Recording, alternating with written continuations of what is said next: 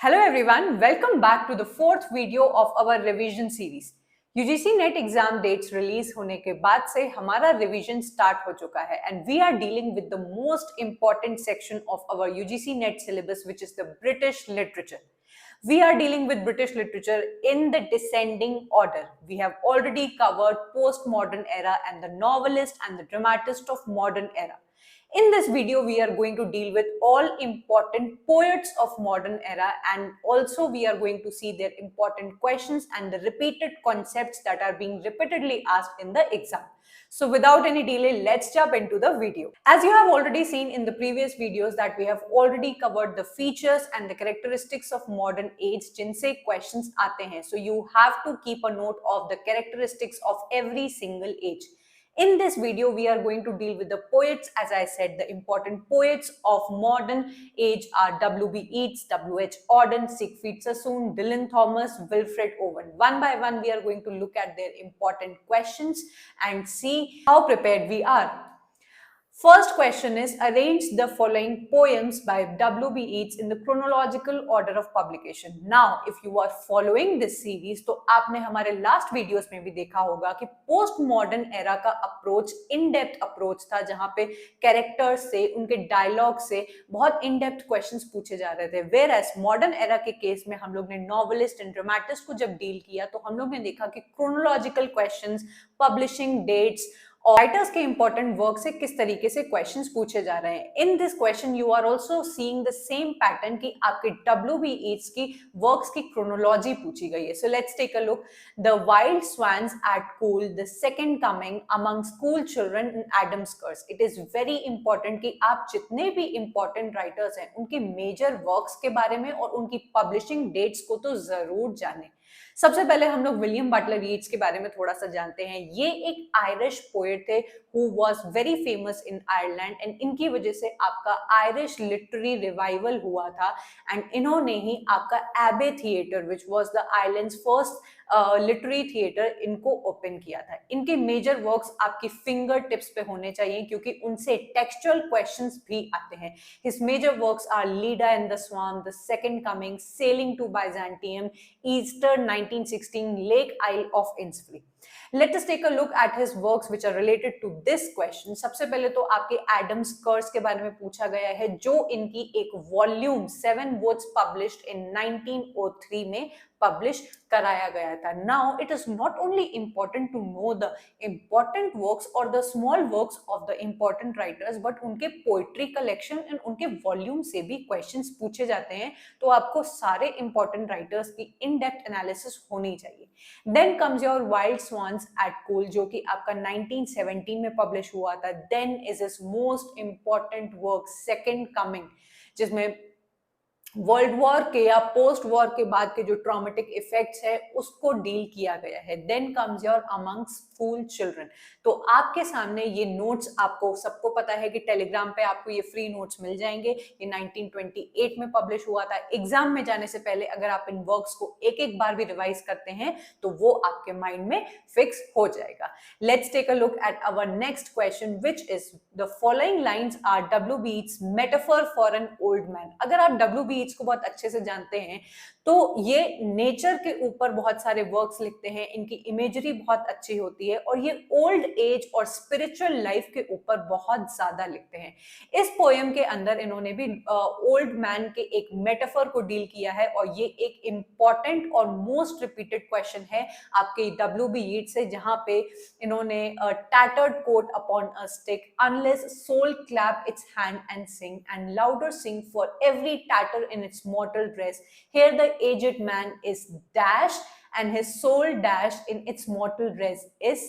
आपका ये जो पोयम है आपको टेक्स्ट याद होना चाहिए. सेलिंग टू बाइजेंटियम का आपका ये लाइंस आ जाती हैं जिसमें आपका टेनर और व्हीकल का टर्म आता है. ये जो क्वेश्चन है ये इंग्लिश के मल्टीपल एग्जाम्स में पूछा गया है बार बार. तो आपको सेलिंग टू बाइजेंटियम की थीम, साइनॉप्सिस एंड पूरा टेक्स्ट लर्न होना चाहिए. Let's take a look at sailing to Byzantium. ये आपके W.B. Yeats की 1928 में पब्लिश होने वाली एक पोएम है जिसके अंदर जो आपके ओल्ड मैन की बॉडी को टेनर की तरह डील किया है और उसकी सोल को एक तरीके का व्हीकल बताया है। In this poem W.B. Yeats Byzantium नाम की एक जगह पर जाना चाहते हैं और जिस जगह पे वो ऑलरेडी हैं उस जगह को छोड़ना चाहते हैं। इस पोएम में दिखाया गया है कि एक बूढ़े व्यक्ति की एक यंग एज में या यंग लोगों के आसपास कोई जगह नहीं है। दे शुड गो और sail to Byzantium in search for their immortality, in search for commonness, in search for art and human spirit. So इस पोएम को रीड करना, इसके टेक्स्ट को याद रखना आपके लिए बहुत ज्यादा इंपॉर्टेंट है। Let's move on to another question. Which of these poets wrote a poem and served to inspire W.B. Yeats to write his poem When You Are Old? As I already told you कि W.B. Yeats old age और उसकी concept पे बहुत ज्यादा poems लिखा करते थे। तो उनकी ये जो पोएम है When You Are Old, वो कौन से राइटर हैं जिनकी पोएम से इंस्पायर्ड है? तो आपके ये राइटर हैं पियरे डे रॉनसार्ड। ये एक फ्रेंच पोएट हैं जिनको फ्रेंच रेनेसां का ग्रेटेस्ट पोएट माना जाता है या फिर इनको प्रिंस ऑफ द पोएट्स माना गया है by your French Renaissance poets. इन्होंने अपनी एक पोएम लिखी थी जिसका नाम था when you are very old and same theme उठाते हुए या फिर इस पोएम से इंस्पायर होके हमारे W.B. Yeats ने भी व्हेन यू आर ओल्ड की पोएम को लिखा है। So this is your answer. Moving on to our next question, we have of whom did W.B. Yeats say that we were the last romantics? As I already told you earlier कि आपके जो W.B. Yeats हैं और उनकी theme पे ही imitate करके जिन writers ने उनके जैसे वर्क्स लिखे, उनको क्यों बोला है लास्ट रोमांटिक्स? क्योंकि W.B. Yeats का मानना था कि वो और उनके जितने भी friends of Irish literary revival थे वो लास्ट रोमांटिक्स थे। दैट मीन्स मॉडर्न एरा के जमाने में वो रोमांटिक इमेजरी या रोमांटिक फीचर्स के अकॉर्डिंग अपने वर्क्स को लिखा करते थे और मॉडर्न एरा में ये वो लोग थे जो रोमांटिक एरा के ऊपर वर्क्स लिख रहे थे या नेचर को फोकस करके अपने वर्क्स को लिख रहे थे। तो वी वर लास्ट रोमांटिक्स ये आपके W.B. Yeats ने अपनी इस poem Coole park and Ballylee which was published in 1931 में ये बोला है अपने दोस्तों को जिन्होंने आयरिश लिटरेरी रिवाइवल में उनका साथ दिया था या फिर वो आयरिश लिटरेरी रिवाइवल के मेजर राइटर्स हैं, उनके लिए उन्होंने बोला है कि we were like minded poets who were associated with the Irish literary revival who were having the precious and the priceless gift of romantic imagination. कहने का मतलब है कि ये रोमांटिक तो नहीं थे लेकिन इनके पास रोमांटिक एरा के जो राइटर्स थे हमारे वर्ड्सवर्थ, कीट्स, शेली एंड हमारे कॉलरिज, उनका जो इमेजिनेशन था किसी भी चीज को या किसी सब्जेक्ट को, नेचर को डील करने का, वही सेम इमेजिनेशन हमारे आयरिश लिटरेरी रिवाइवल के राइटर्स के पास भी है। So I hope this term is clear. Moving on to our next question, which of the following images is not a part of W.H. Auden's poem in memory of W.B. Yeats? अब आपके W.H. Auden भी बहुत important writer हैं modern era के जो W.B. Yeats को बहुत ज्यादा इमिटेट और आइडलाइज करते थे। इनकी ये फेमस एलिजी आप बोल सकते हैं जिसमें उन्होंने W.B. Yeats की डेथ को एलिजी के फॉर्म में लिखा है, उनको याद करते हुए, उनको श्रद्धांजलि देते हुए बहुत अच्छी इमेजरी का यूज किया है। इस पोएम के अकॉर्डिंग पूछा है कि इन सारे पॉइंट्स में से वो कौन सी इमेजरी या कौन सा ऐसा पॉइंट है जो आपको in memory of W.B. Yeats में नहीं देखने को मिलता है। तो मेमोरी स्कैटरिंग लाइक बीट्स, ये जो पॉइंट है वो आपको in memory of W.B. Yeats में नहीं मिलेगा। Okay, The images which is not a part of W.H. Auden's in memory of W.B. Yeats is memory scattering like beats. ये जो पोएम है as I have already told you is about death, ये एक एलिजिक form में लिखा गया है W.B. Yeats के ऊपर जहां पे सोशल वैलिडिटी ऑफ आर्ट और पोएट्री को भी डील किया गया है। मोर्नफुल टोन है इस पोएट्री का, रिफ्लेक्टिव टोन है बाय द स्पीकर, ये सोचते हुए कि अब वो चले गए हैं तो हमारे देश का, हमारे नेशनैलिटी का क्या होगा। उन्होंने बहुत प्यारी इमेजरी, टेक्स्ट आपको इस पोएम का लर्न होना चाहिए। इमेजरी के थ्रू उन्होंने बताया है कि किस तरीके से W.B. Yeats की डेथ के बाद सब कुछ कैसे स्टिल हो गया है, सब कुछ कैसे रुक गया है। Okay, W.H. Auden भी आपके as I already told you कि एक इंपॉर्टेंट राइटर थे। इनकी जो फेमस पोएम है फ्यूनरल ब्लूज, एक बहुत बहुत इंपॉर्टेंट पोएम है। देन इन्होंने साइकोलॉजिकल थीम्स के भी ऊपर वर्क्स लिखे हैं, which is the age of anxiety, जो आपको पता होना चाहिए। He was an Anglo American poet जो कि political, moral, love and religious themes के ऊपर वर्क्स लिखा करते थे। इनके बैकग्राउंड और इनकी पोएम से इतने ज्यादा क्वेश्चंस नहीं आते हैं, कुछ लिमिटेड क्वेश्चंस ही आते हैं, which I've already brought in front of you. Our another question is, who among the following is not an imagist? Now, if you have already seen a question series of mine, which I started quite earlier before the date of your UGC NET, वहां पे I dealt with so many literary movements. अगर आपने नहीं देखा है तो आप जाके देख सकते हैं। आपके सामने कुछ राइटर्स के नेम है और इमेजिस्ट, कौन से राइटर इमेजिस्ट नहीं है इसमें पूछा गया है। तो आपके WB ईट्स इमेजरिक वर्क लिखा करते थे, लेकिन वो इमेजिस्ट मूवमेंट का पार्ट नहीं थे। तो आपको कंफ्यूज नहीं होना है, क्योंकि आपको अगर आप जब WB ईट्स की पोएट्री को पढ़ते हैं और आप उनका एनालिसिस करते हैं तो आपको ये देखने को मिलता है कि सिंबॉलिज्म एंड इमेजिज्म का बहुत ज्यादा यूज करते हैं हमारे WB ईट्स, लेकिन इमेजिस्ट पोएट का या इमेजिस्ट मूवमेंट का वो पार्ट नहीं थे। अब इमेजिस्ट पोएट्स क्या है, I have already discussed in my previous video. Modernism का एक पहला मूवमेंट ये आप बोल सकते हैं जिसमें ऐसे राइटर्स आते थे जो डायरेक्ट लैंग्वेज को यूज करते थे, क्लियर उनकी पोएट्री होती थी, इधर उधर बात को घुमाते नहीं थे, और रोमांटिक्स और विक्टोरियन एरा के पोएट्स की तरह ज्यादा सेंटिमेंट्स को ये लोग यूज नहीं करते थे। तो क्लियर लैंग्वेज में बात करते थे और इमेजरी का यूज करते थे। Hence these early 20th century Anglo American poets were known as your imagist poets. ये नेम आपके सामने है, ये नेम्स आपको लर्न होने चाहिए। हमारे Ezra Pound, H.D. Doolittle, Amy Lowell, Ford Madox Ford, William Carlos Williams, F.S. Flint and T.E. Hulme आपके इमेजिस्ट पोएट्स का पार्ट हैं। एंड आपके WB ईट्स इमेजरी वर्क्स लिखा करते थे, लेकिन इमेजिस्ट मूवमेंट का पार्ट नहीं है। So I hope this is clear. हम लोग आगे अपने नेक्स्ट क्वेश्चन की टूवर्ड्स पढ़ते हैं। अब हम लोग ने ऐसे टाइप के क्वेश्चंस हमारे प्रीवियस वीडियोस में भी बहुत ज्यादा डील किए हैं। आप इस क्वेश्चन में देखिए जहां पे 2 लिस्ट आपको प्रोवाइडेड है, डायरेक्टली लाइंस पूछी गई हैं और आपके पोएम्स से आपको मैच करना है। ये क्वेश्चन आप तभी कर पाएंगे जब आपको किसी भी राइटर की एटलीस्ट 2 पोएम्स के तो वर्क्स पता ही होंगे विथ टेक्स्ट। तो आप यहाँ पे देख सकते हैं, पहला आपकी जो लाइन है, मॉन्यूमेंट्स ऑफ अनएजिंग इंटेलेक्ट, तो आपको ये देखते ही पता चल जाना चाहिए कि ये सेलिंग टू बाइजेंटियम की आपकी लाइन है। अब अगर आपको एडम्स कर्स के बारे में नहीं पता या सर्कस एनिमल्स डिसर्टेशन के बारे में नहीं पता, तो लीडा एंड स्वान जो WB ईट्स का अगेन एक इंपॉर्टेंट वर्क है, उसके बारे में आपको पता होना चाहिए। आपका आंसर यहाँ पे मार्क नहीं है, आपका आंसर यहाँ पे हो जाएगा थर्ड, जहां पे आपका A है third, which is sailing to Byzantium, B है आपका 4 which is in the foul ragged bone shop of the heart, जो कि सर्कस एनिमल्स डिसर्टेशन की पोएम है। Then so mastered by the brute blood of the air, आपका C का 1 है, which is Leda and the swan.